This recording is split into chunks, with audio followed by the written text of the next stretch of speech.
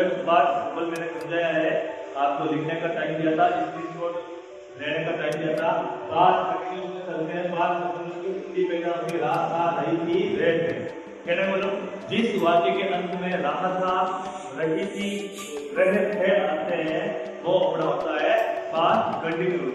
और इस सेंटेंस को इंग्लिश में बनाने के लिए अपन को और बात कंटिन्यूस के फॉर्मूले यूज करने पड़ते हैं।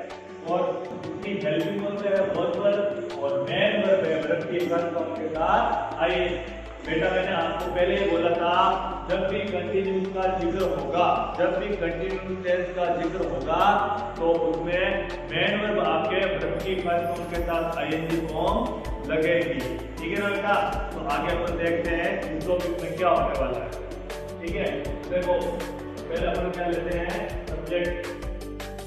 अफर्मेटिव में सब्जेक्ट का सब्जेक्ट इसकी हेल्पिंग वर्ब होती है अपने पास। हेल्पिंग वर्ब लगाने तो हेल्पिंग वर्ब अपने पास है वॉज और वर्ब, वॉज प्लस वर्ब। फिर इसकी मेन वर्ब होती है वर्ब की फर्स्ट फॉर्म के साथ आईएनजी। फिर ऑब्जेक्ट का ऑब्जेक्ट। फिर अपन करते हैं नेगेटिव सब्जेक्ट आ जाएगा। फिर हेल्पिंग वर्ब होगी इसमें बेटा वॉज और वर्ब, वॉज और वर्ब। फिर नॉट का नॉट। मेन वर्ब आपके पास होती है वर्ब की फर्स्ट फॉर्म के साथ आईएनजी। फिर ऑब्जेक्ट का ऑब्जेक्ट। इंट्रोगेटिव में हमेशा जब भी प्रश्नात्मक वाक्य होता है हमेशा हेल्पिंग वर्ब आगे आती है और हेल्पिंग वर्ब इसलिए हम इंट्रोगेटिव सेंटेंस में पहले लेंगे। इसकी हेल्पिंग वर्ब होती है और वर्ब। सब्जेक्ट फिर सब्जेक्ट लगा देंगे। फिर मेन वर्ब वो अभी आपके पास वर्ब की फर्स्ट फॉर्म के साथ आईएनजी। फिर ऑब्जेक्ट का ऑब्जेक्ट। फिर फ्यूचर। इंट्रोगेटिव नेगेटिव में हमेशा हेल्पिंग वर्ब आगे आती है तो हेल्पिंग वर्ब इस टेंस की अपने पास है वॉज और वर्ब। फिर आ जाएगा सब्जेक्ट।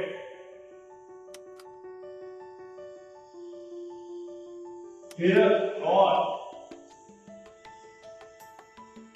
फिर मेन वर्ब वर्ब की फर्स्ट फॉर्म के साथ आईएनजी। फिर ऑब्जेक्ट और फिर डब्ल्यूएच वर्ड में हमेशा पहले डब्ल्यूएच वर्ड आता है डब्ल्यूएच वर्ड। फिर हेल्पिंग वर्ब होती है अपनी वॉज और वर्ब। फिर सब्जेक्ट। फिर मेन वर्ब अपने वर्ब की फर्स्ट फॉर्म के साथ आईएनजी। फिर ऑब्जेक्ट।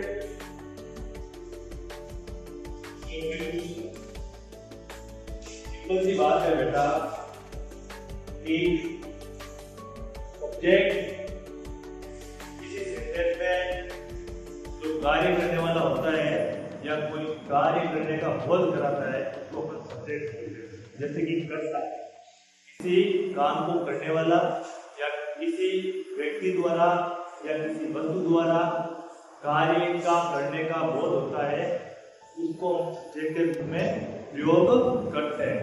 हेल्पिंग वर्ब का मतलब होता है सहायक क्रिया और मेन वर्ब का मतलब होता है मुख्य क्रिया और ऑब्जेक्ट का मतलब होता है क्रम। जो भी करता होगा जो कार्य करेगा उसका प्रभाव सिर्फ और सिर्फ क्या पड़ेगा ऑब्जेक्ट पे पड़ेगा, उसको बोलते हैं हम ऑब्जेक्ट। डब्ल्यूएच वर्ड आपका वो होता है जिससे जो भी वर्ड डब्ल्यूएच से स्टार्ट हो जैसे कि what, why, where, which, where ऐसे सारे के सारे अपने डब्ल्यूएच वर्ड होते हैं। जब भी अपने टेंस खत्म होंगे मैं एक सब्जेक्ट पर एक वर्ब पर, एक WH वर्ड पर आपकी हल्की सी क्लास होगा, ताकि इन सूत्र में आपको सब्जेक्ट बढ़ाने में, हेल्पिंग वर्ब बढ़ाने में, मेन वर्ब बढ़ाने में, या फिर WH वर्ड बढ़ाने में, या फिर इनको जज करने में ये चीजें क्या होती है, इनमें आपको किसी भी प्रकार की दिक्कत नहीं आएगी। ये क्लास आपके जब भी हमारे 10th टॉपिक यानी कि फ्यूचर परफेक्ट कंटिन्यूस के फॉर्मूले पूरे हो जाएंगे, तो इनकी एक छोटी सी क्लास होगा, ताकि आप इन क्लास को देख सकते हो और इन पर जिक्र करना, इन पे किसी भी प्रकार की आपको 10th में कोई समस्या नहीं होगी। इसलिए मुझे ये क्लास आपकी लेनी कंपलसरी है, ताकि वीक बच्चे, होशियार बच्चे या एवरेज बच्चे इसको देखकर अपना जो भी प्रॉब्लम आ रहा है उसका सोल्यूशन करें। अब देखते हैं इसको एक बार, जो भी चीज अपने लिखी इसको एक बार वापस समझते हैं, वापस इसका रिपीटेशन करते हैं, फिर आगे बढ़ते हैं। सब्जेक्ट है तो सब्जेक्ट हेल्पिंग वर्ब इसलिए बहुत वर्ब, तो मैंने लिख दिया बहुत वर्ब। मेन वर्ब है, मेन वर्ब का मतलब वर्ब की फर्स्ट फॉर्म के साथ आएगी, तो वर्ब की फर्स्ट फॉर्म के साथ आएगी प्लस ऑब्जेक्ट का ऑब्जेक्ट। इधर सब्जेक्ट लिखा तो मैंने सब्जेक्ट लिखा, इधर हेल्पिंग वर्ब लिखा, हेल्पिंग वर्ब अपना बहुत वर्ब है। नोट का नोट मेन वर्ब यानी कि मेन वर्ब वर्ब की फर्स्ट फॉर्म के साथ आएगी, वर्ब की फर्स्ट फॉर्म के साथ आएगी, ऑब्जेक्ट का ऑब्जेक्ट। अब देखो इंट्रोगेटिव क्या होता है, हेल्पिंग वर्ब। हेल्पिंग वर्ब हमेशा इंट्रोगेटिव में आगे आती है, क्योंकि इंट्रोगेटिव में अपन को कुछ बोलते हैं, क्वेश्चन आज इसलिए अपन हेल्पिंग को आगे लेते हैं। हेल्पिंग वर्ब अपनी क्या है, बहुत वर्ब के सब्जेक्ट का सब्जेक्ट, फिर मेन वर्ब यहां पे वर्ब की फर्स्ट फॉर्म के साथ आएगी, फिर ऑब्जेक्ट का ऑब्जेक्ट और फिर क्वेश्चन मार्क। हेल्पिंग वर्ब ये है कि बहुत वर्ब, फिर सब्जेक्ट का सब्जेक्ट लिख दिया मैंने, फिर नोट का नोट लिख दिया मैंने, मेन वर्ब किसका है, वर्ब की फर्स्ट फॉर्म के साथ आए, वर्ब की फर्स्ट फॉर्म के साथ आए, फिर ऑब्जेक्ट का ऑब्जेक्ट, फिर क्वेश्चन मार्क का question, WH word. Helping verb होती है बहुत वर्ब, सब्जेक्ट का सब्जेक्ट, मेन वर्ब का वर्ब की फर्स्ट फॉर्म के साथ आएंगे, ऑब्जेक्ट का ऑब्जेक्ट और क्वेश्चन मार्क मैंने लिखा। ये सिर्फ अपने को हेल्पिंग वर्ब और मेन वर्ब का ध्यान रखना है। हमेशा एक बात ध्यान रखना, जब भी किसी भी सिंबल की बात होगी तो वर्ब की फर्स्ट फॉर्म का प्रयोग होगा और पास्ट होते, क्योंकि पास्ट सिंबल में हम अपन वर्ब की सेकंड फॉर्म का प्रयोग करते हैं। चाहे कोई सा भी टेंस आ जाए वो कंटिन्यूस होगा, तो उसमें मेन वर्ब के रूप में वर्ब की फर्स्ट फॉर्म के साथ आईएनजी का प्रयोग होगा। जब भी कोई परफेक्ट टेंस आ जाए, परफेक्ट टेंस को मेन वर्ब के रूप में अपन वर्ब की थर्ड फॉर्म का प्रयोग करते हैं, और जब भी कोई कंटिन्यूस टेंस आ जाए उसमें वर्ब की फर्स्ट फॉर्म के साथ आईएनजी का प्रयोग करते हैं। ये आपका बात कंटिन्यूस है, इसलिए एक छोटी चीज अच्छी है वो बता देता हूँ। और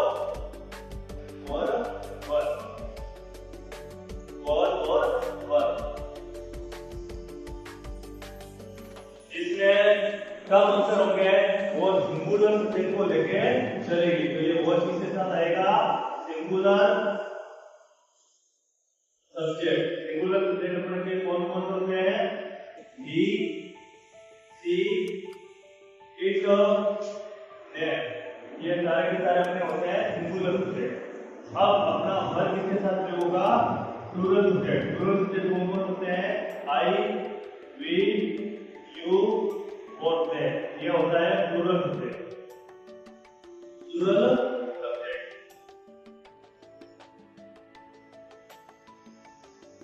प्लूरल सब्जेक्ट।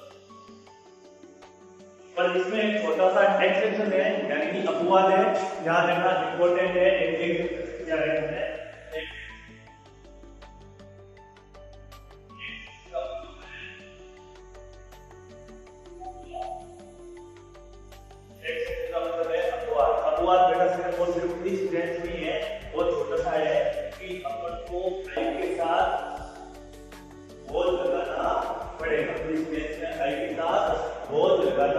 पड़ेगा। तो मैंने यहाँ पे आई लिखा है, प्लूरल सब्जेक्ट में आई भी यूज है, तो वर्ब का प्रयोग आई के साथ नहीं होगा। बस इतना सा छोटा सा एक्सप्रेशन है।